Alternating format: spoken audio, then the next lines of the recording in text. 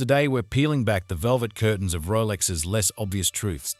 Have you ever strolled into a Rolex dealer and wondered why there's a sea of Datejust but only a sprinkle of their sportier watches? Turns out there's some pretty crafty reasoning behind it, and we're here to break it down for you. In this video's revelation, we're unraveling a Rolex mystery that might catch you off guard. Those sleek sports models you're eyeing, they're not just playing hard to get their part of a bigger strategy. And while it might seem like a game of hide and seek, there's more to why the Datejusts are stealing the spotlight. It's like they say, every good show needs a star, and in the Rolex boutiques, it's the Datejusts that are soaking up all the fame. Let's ease into the world of Rolex and uncover something called the 7030 rule and what it spells for those slick authorized dealers. Here's the thing. For every 70 non-steel watches like the classy Datejust or Oyster Perpetual that fly off the shelves, Rolex slips in 30 of their sportier numbers into the mix. Think of it as Rolex's own recipe for keeping the vibe exclusive and interesting. To lay hands on these elusive models, dealers have to stick to a pretty strict playbook. Signing up means agreeing to a hefty list of dos and don'ts. Why all the fuss about these particular watches? Now, why all the fuss about these particular watches? Let's dive into the details. Rolex sports watches such as the Submariner or Daytona make a bold statement with their flawless design and epic backstories of deep-sea adventures and racetrack legends.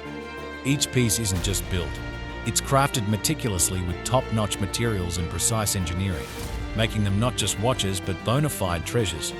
So while the 7030 rule might seem like just a clever sales tactic, it's actually Rolex's way of keeping the allure as tempting as sneaking a midnight snack when you're on a strict diet. Here's how things roll at Rolex. Now here's how things roll at Rolex. They set up official Rolex retailers, or what they call objective response rate, or and hand them a non-exclusive ticket to buy and sell Rolex goodies. But here's the catch. Rolex holds all the cards.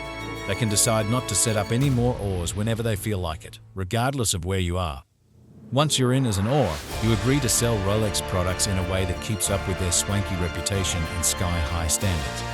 Basically, Rolex only dishes out new goods to jewelers or official Rolex jewelers or arches according to their rules. And if they think you're not up to snuff, they can pull the plug on your approved status whenever they want. What's the real deal for you? Well, it means you're basically in a waiting game, seeing what treasures your authorized dealer scores each year. And it's all about guessing games and allocations. About those wait lists, being on one doesn't mean you'll be stuck there forever. Show you're a big spender or a VP, and you might just skip ahead of the line like you've got a backstage pass. Essentially, if you're eyeing a Rolex, pretend the wait list doesn't exist. Rolex will ship out pieces on their own whims, and your dealer is left playing catch-up. They buy whatever Rolex sends over, and then it's their gig to sell it. Kind of like playing luxury roulette, isn't it? Hang tight. Why not subscribe and join the opulent Oasis community to get the latest scoop on our cutting-edge content? Now, back to the topic. You see, this cycle repeats throughout the year, so if you ask your authorized dealer what's coming in, don't expect a straight answer. They're as in the dark as you are until the watches land. The quirky part is Rolex decides the allocation only after the shipment arrives. No complaints allowed if supply falls short. Rolex hype doesn't have to fill orders, leaving your dealer to deal with the fallout. There are no repercussions for Rolex, making it a tough game for the dealers. The essence of your authorized dealer. In essence, your authorized dealer has no clue what they're getting until the shipment shows up, so calling ahead and seeking guarantees is ultimately futile. For instance, if your dealer orders 2 ceramic Daytonas and 10 OS Presidents, but none show up, the back orders simply get cancelled. By the way, if you're curious about anything else, drop us a comment below. Retail sales. Rolex likes to keep a tight grip. When it comes to retail sales, Rolex likes to keep a tight grip on the distribution channel, ensuring everything runs by their rules. So what does retail sales only mean? It means your authorized dealer or OG is only allowed to sell watches at the manufacturer's suggested retail price. If they try to hike up the price, they're violating the contract and risk losing their authorized status. This particular rule has been a major sticking point for dealers under the retail sales agreement, causing quite a bit of tension. Here's a peek into the nitty-gritty. Here's a peek into the nitty-gritty of how Rolex ensures their watches are showcased just right at authorized dealers. Under the deal, jewelers are required to keep a basic stock on hand all year round. It's not just a pick and mix affair. Rolex consults closely with a jeweler to craft a stock plan that's tailor-made for their specific sales potential, dipping into the full spectrum of current Rolex models at each shop. And yes, this is a must. No basic stock, no fancy Rolex jeweler status. Rolex reps can pop in. But there's an added twist. Rolex reps can pop in pretty much unannounced to check out every Rolex piece in the shop. They'll also take a deep dive into the sales and warranty records. It's kind of like those surprise house checks from your in-laws, but instead of judging your housekeeping, they're all about keeping standards sky high with those shiny timepieces. This hands-on approach helps keep everything transparent and up to the luxe standards Rolex is known for. To give you a flavor of what's in stock, think about the Rolex Submariner waterproof to 300mm and sporting a Cerachrome bezel that's virtually scratch-proof, or the elegant Rolex Datejust with its signature date window and Cyclops lens. Basically, they're masterpieces of precision and durability, each tailored to meet the discerning tastes of Rolex enthusiasts. Keeping these gems on display is about maintaining the grandeur that comes with every Rolex watch. If this standard provision is still in place. Today, Rolex has the right to check inventory at its authorized dealers. So if Rolex really wants to ensure their dealers aren't hoarding rare models, they can pop in and take a look.